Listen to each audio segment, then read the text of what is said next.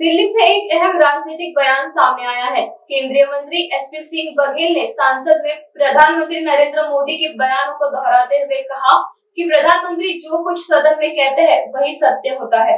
बघेल ने कहा कि प्रधानमंत्री ने स्पष्ट कर दिया है कि भारत पर किसी भी तरह का कोई दबाव नहीं था, न ही किसी के कहने पर युद्ध विराम हुआ है। उन्होंने आगे कहा कि विदेश मंत्री एस जयशंकर भी पहले भी इस बात को स्पष्ट कर चुके हैं।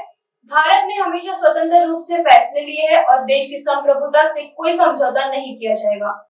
भारत के प्रधानमंत्री सदन में जो कहेंगे वही सच है और प्रधानमंत्री जी ने कल स्पष्ट कर दिया। उसके पहले विदेश मंत्री जी स्पष्ट कर चुके थे कि युद्ध विराम में किसी का ना दबाव था और ना किसी के कहने पे हुआ है।